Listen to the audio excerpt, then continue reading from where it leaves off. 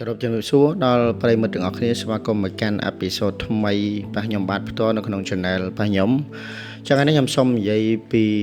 10ចំណុចទម្លាប់តំដៅចំណុចដែលបងប្អូនគួរតែសិក្សារៀនសូត្រវាអាចធ្វើឲ្យខ្លួនឯងមានវិន័យល្អទី1ទី2អាចធ្វើឲ្យខ្លួនឯងហ្នឹងវាអាចឈានទៅបុគ្គលជោគជ័យបានដោយសារទម្លាប់ទាំង10ប្រភេទហ្នឹងអញ្ចឹងមិនថាខ្ញុំបាទមិនថាបងប្អូនអ្នកគ្នាមិនថាប្រិយមិត្តអ្នកស្ដាប់ទេអញ្ចឹងព្យាយាមដោះខាត់ខ្លួនឯងម្ដងតិចម្ដងតិចទៅមិនមែនថាធ្វើម្ដងបានទាំងអស់ទេមិនថាខ្ញុំមិនថាបងប្អូនអ្នកគ្នាគឺស្ថិតតែជាមនុស្សមួយដែលគ្រប់យ៉ាងធ្វើតាមបេះដូងដែលចិត្តចង់ក៏ប៉ុន្តែពេលខ្លះគួរតែមានច្បាប់មានក្បួននៃការប្រើទម្លាប់ក្នុងជីវិតរបស់បងប្អូនអ្នកគ្នាឲ្យបានត្រឹមត្រូវដូចខ្ញុំធ្វើយ៉ាងដូចខ្ញុំយកមក10ចំណុចយ៉ាងហោចណាស់បងប្អូនមានតែ5ចំណុចក៏ហៅថាបុគ្គលមួយដែលថាគោរពខ្លួនឯងគោរពពេលវេលានិងគោរពវិន័យដែរបងប្អូនអញ្ចឹងថ្ងៃនេះខ្ញុំសូមនិយាយពី10ចំណុចដែលបងប្អូនគួរតែសិក្សារៀនសូត្រតាំងពីចំណុចទី1រួមអាចនិយាយថាខ្លីហ្មងណាតាំងពីងើបពីគេងរហូតដល់ចូលគេងវិញអញ្ចឹងត្រឡប់ទាំង10នេះគួរតែសិក្សារៀនសូត្រអញ្ចឹងចំណុចទី1ក៏ក្រកពីព្រលឹមឬក៏ក្រកពីគេងពេលព្រលឹមហ្នឹងគឺធ្វើម៉េចគេងឲ្យបាន7ម៉ោងឬក៏8ម៉ោងនៅពេលដែលបងប្អូនគេងឆ្អែតបងប្អូននឹងមានធម៌ពលនៃការតែធ្វើការតរស៊ីឬក៏ធ្វើការនៅថ្ងៃបន្ទាប់ទៀតអញ្ចឹងបងប្អូនត្រូវមានរឿងត្រូវដោះស្រាយថ្ងៃបន្តទៀតអញ្ចឹងបើសិនជាករណីបងប្អូនគេងអត់គ្រប់វាធ្វើឲ្យបងប្អូនមានអារម្មណ៍ថាវាអត់សូវស្រួលខ្លួនវាធ្វើឲ្យបងប្អូនមានធម៌ពលតិចអត់អាចនឹងបន្តការងារបានយ៉ាងរហ័សបានទេចំណុចទី2ទម្លាប់ញ៉ាំអាហារដែលល្អសម្រាប់សុខភាពដូចជាញ៉ាំសាច់ញ៉ាំបន្លែញ៉ាំផ្លែឈើឲ្យបានច្រើនវីតាមីនប្រូតេអ៊ីននិងបន្ថែមធម៌ពលដល់រាងកាយចំណុចទី2នេះគឺខ្ញុំអត់recommendឲ្យបងប្អូនទៅញ៉ាំបែបអាហារគីមីដូចជាប្រភេទគ្រឿងកំប៉ុងឬក៏ជាប្រភេទគ្រឿងផ្សេងដែលធ្វើឲ្យប៉ះពាល់ដល់សុខភាពនោះទេជាពិសេសគ្រឿងសូរ៉ាបើសិនជាជៀសបានយើងជៀសទៅហើយបើសិនជាកាត់បន្ថយបានយើងកាត់ទៅចាំមកករណីបងប្អូនហូបច្រើនគឺប្រែคล้ายមកជាទម្លាប់ហូបតិចកាត់បន្ថយការជួបជុំដោយមានវិយាងាកមកជួបជុំបែបញ៉ាំតែញ៉ាំអីផ្សេងភេសជ្ជៈផ្សេងនៅមិនប៉ះពាល់ដល់សុខភាពវិញចំណុចទី3ទម្លាប់ហាត់ប្រាណជាប្រចាំមិនថាដើរមិនថារត់ឬក៏មិនថាហាត់ប្រាណលេងបាល់ឬក៏លេងបាល់ទះបាល់ដក់អីទេមួយថ្ងៃយ៉ាងហោចណាស់បងប្អូនចំណាយពេលពី15ទៅ30នាទីសម្រាប់ធ្វើឲ្យរាងកាយរឹងមាំនិងមានអារម្មណ៍ថាស្រស់ថ្លាឧទាហរណ៍ខ្ញុំនិយាយពីខ្ញុំមួយចាក់ស្ដែងខ្ញុំផ្ទាល់គឺខ្ញុំតែងតែពេលល្ងាចគឺខ្ញុំតែងតែទៅហាត់ប្រាណជាប្រចាំមិនថាខ្ញុំទៅលេងបាល់ទេបើសិនករណីខ្ញុំលេងអាកើតក៏ខ្ញុំ warm up ទៅមួយខូចមួយអីហើយបន្ទាប់មកខ្ញុំបើ warm up ហ្មងអាចតែចាយពេល15ទៅ30នាទីគឺធ្វើអារម្មណ៍យើងស្រស់ថ្លាខ្ញុំអាចជិះម៉ូតូឬក៏ជិះ pass app មកផ្ទះវិញដោយមានអារម្មណ៍ថាស្រស់ថ្លាបំផុតអញ្ចឹងពេលហាត់ប្រាណពេល warm up ហ្នឹងវាធ្វើអារម្មណ៍យើងស្រស់ថ្លាវាធ្វើអារម្មណ៍យើងគឺលែងគិតអីផ្សេងគឺយើងគិតតែវិន័យនៃការហាត់បាល់តែប៉ុណ្្នឹងទៅអញ្ចឹងបងប្អូនអាចឆ្លៀតពេលបានមួយថ្ងៃទៅ10ទៅ15នាទីសម្រាប់ការហាត់ប្រាណចំណុចទី4រៀនយ៉ាងតិចគឺ30នាទីបងប្អូនចន្លោះពីអាយុ20ក្រាស់គឺបងប្អូនលែងមានពេលវេលាដើម្បីទៅរៀនហើយភាគច្រើនហ្មងរវល់នឹងការធ្វើការងាររវល់នឹងការបំពេញកាតព្វកិច្ចក្នុងគ្រួសាររវល់នឹងការរកស៊ីអីចឹងទៅអញ្ចឹងមួយថ្ងៃយ៉ាងហោចណាស់បងប្អូនបញ្ចូលចំណេះដឹងក្នុងខួរក្បាលយ៉ាងតិចក៏30នាទីដែរធ្វើរឿងថ្មីអភិវឌ្ឍរឿងថ្មីស្ដាប់សភៅឬក៏អានសភៅឬក៏មើលអត្ថបទល្អជាមួយទូទាំងពិភពលោកឬក៏បើសិនជាបងប្អូនខ្សោយភាសាទេបងប្អូនអាចtranslate ឬក៏អាចអានសភៅក្នុងស្រុកឬក៏ស្ដាប់អីចឹងទៅដូច podcast ខ្ញុំផ្ទាល់ហ្នឹងគឺបងប្អូនអាចស្ដាប់ដើម្បីអភិវឌ្ឍខ្លួនមកតង់ទៀតបានអូខេចំណុចទី5ព្យាយាមអភិវឌ្ឍទៅលើសុខភាពមានថាពិនិត្យសុខភាពរៀងរាល់6ខែម្ដងឬក៏3ខែម្ដងដើម្បីឲ្យតាមដានសុខភាពជាប្រចាំពិនិត្យឈាមឬក៏ពិនិត្យបញ្ហាសុខភាពដែលកើតឡើងចំពោះខ្លួនប្រាណអញ្ចឹងសុខភាពជាកត្តាសំខាន់បំផុតចំពោះខ្លួនប្រាណរបស់បងប្អូនទាំងគ្នានឹងការចិញ្ចឹមជីវិតឬក៏បន្តជីវិតទៅមុខទៀតគឺសំខាន់បំផុតគឺសុខភាពបើសិនជាករណីបងប្អូនអត់ដឹងថាសុខភាពយើងប្រភេទអីផងមានបញ្ហាអីផងបងប្អូនញ៉ាំអាហារញ៉ាំនេះញ៉ាំនោះគឺអត់ដឹងនឹងការទប់ទល់ចំពោះបញ្ហាសុខភាពផ្ទាល់ខ្លួនទេចំណុចទី6សំខាន់ជាងគេគឺគ្រប់គ្រងហិរញ្ញវត្ថុផ្ទាល់ខ្លួនឲ្យបានល្អបងប្អូនព្យាយាមបន្ថែមចំណូលប្រភពផ្ទាល់ខ្លួនរកប្រភពចំណូលឲ្យបានច្រើនលើសពី2ឬក៏លើសពី3ហើយកាត់បន្ថយការចំណាយដែលមិនចាំបាច់ហើយមានផែនការហិរញ្ញវត្ថុផ្ទាល់ខ្លួនការសន្សំការរៀបចំទុកដាក់ ហើយវាសិតតែជាប្រយោជន៍សម្រាប់បងប្អូនដល់គ្នាបើសិនជាករណីបងប្អូនអត់ចេះគ្រប់គ្រងហិរញ្ញវត្ថុទេ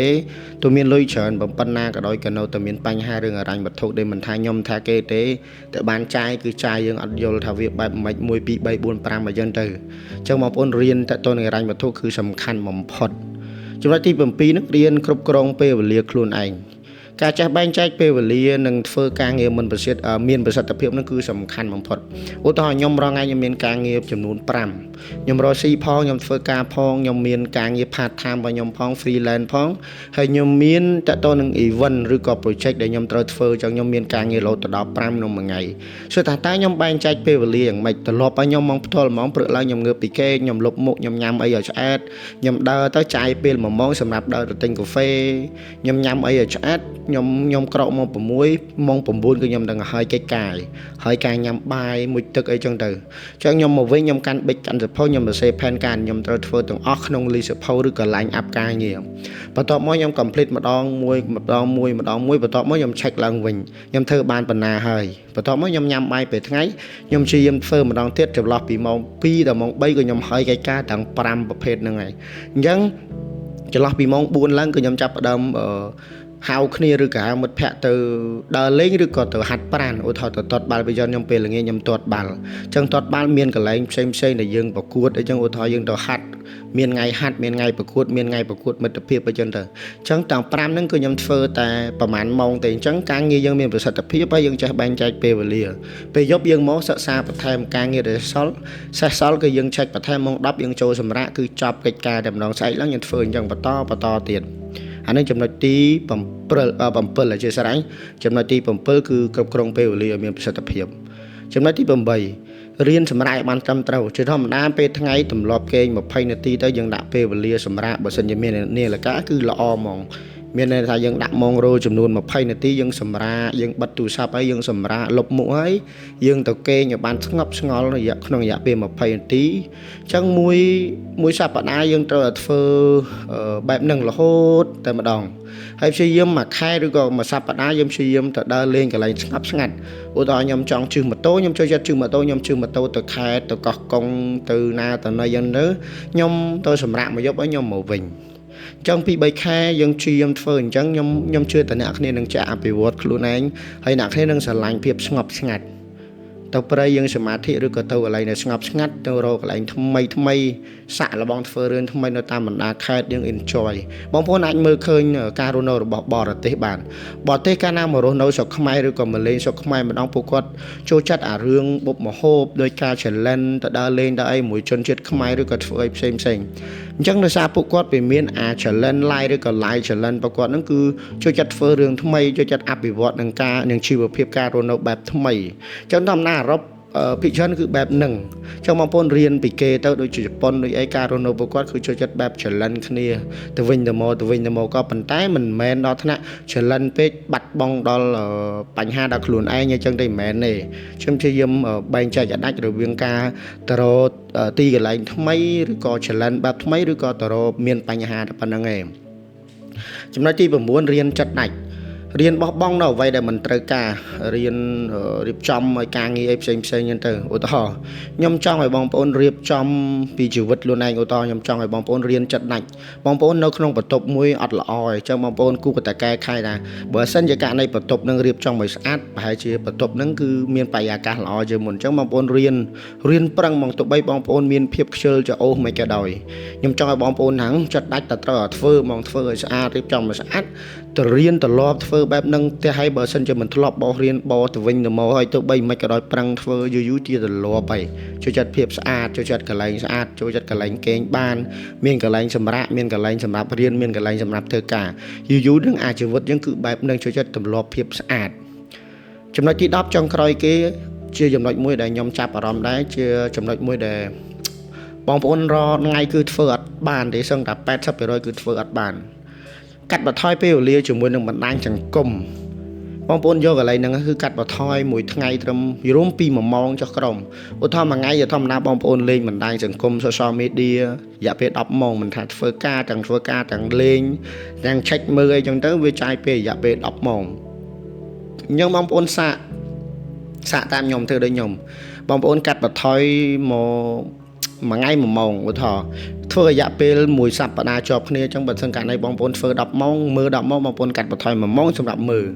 បងប្អូនអាចទៅមើលនៅ TikTok មើលអីចឹងទៅវាយូរទៅคล้ายជាទម្លាប់មួយចូលចិត្តមើលអីថ្មីអីចឹងទៅអញ្ចឹងបើសម្រាប់ខ្ញុំចូលចិត្តកាត់បន្ថយ15នាទីឬក៏1ម៉ោងអីចឹងទៅពេលវេលាណាមិនត្រូវគួរមើលគឺខ្ញុំអត់មើលដូចថាខ្ញុំទៅលេងកីឡាដើម្បីសុខភាពហេតុអ្វីបានទៅមួយចុចតែទូរស័ព្ទចុចតែអីវាអត់ត្រូវជួបជុំបងប្អូនមិត្តភ័ក្តិជួបជុំដើម្បីរកពេលវេលាមួយដែលល្អតែហេតុអ្វីបានជាមួយទៅចុចទូរស័ព្ទចុចអីដើម្បីឲ្យបរិយាកាសនឹងវាអាប់អួរអញ្ចឹងបងប្អូនគិតឡើងវិញគឺកាត់បន្ថយលេងបណ្ដាញសង្គមមួយថ្ងៃ1ម៉ោងចូលអាទិត្យក្រោយ2ម៉ោងចូលអាទិត្យក្រោយ2ម៉ោងរហូត3ម៉ោង4ម៉ោងយូរយើងលែងចង់មើលទូរស័ព្ទយើងមើលតែរបស់ណាដែលមានប្រយោជន៍ថាយើងធ្វើការយើងអីចឹងទៅយើង focus តែធ្វើការអញ្ចឹងចំណុចហ្នឹងគឺជាចំណុចមួយចុងក្រោយទេខ្ញុំសង្ឃឹមថាបងប្អូននឹងអាចធ្វើបានទាំងអស់គ្នាអញ្ចឹងតើតើនឹងចែករំលែកចំណេះដឹងថ្ងៃនេះគឺខ្ញុំមានតែប៉ុណ្្នឹងហើយអេពីសូតថ្ងៃហ្នឹងគឺមានតែប៉ុណ្្នឹងហើយមានអីវ័យកែប្រែខមមិននៅខាងក្រោមលើលោកខ្វះខាតអក្ខរាវិរុទ្ធត្រង់ណាឬការនិយាយស្ដីវាលើលោកខ្វះខាតបងប្អូនចូលខមមិនដើម្បីរិះគន់ហើយខ្ញុំក៏ទទួលបានការខមមិនរិះគន់ដើម្បីស្ថាបនាច្រើនមែនទែនហើយក៏សូមអរគុណដល់បងប្អូនទាំងអស់គ្នាដែលបានមានថាជួយពីចំណុចមួយទៅចំណុចមួយមានតែដូចខ្ញុំបាននិយាយគឺ challenge live ខ្ញុំចាប់ផ្ដើមពីអត់ចេះរហូតដល់ខ្ញុំឥឡូវខ្ញុំចាប់ផ្ដើមបាន 30% នៃការធ្វើ podcast របស់ខ្ញុំនិយាយតាមអ្វីដែលយើងចង់ដឹងអ្វីដែលយើងដឹងតែប៉ុណ្្នឹងឯងអញ្ចឹងខ្ញុំបាទអត់មានអីទេមានតែប៉ុណ្្នឹងអរគុណច្រើនបាយបាយ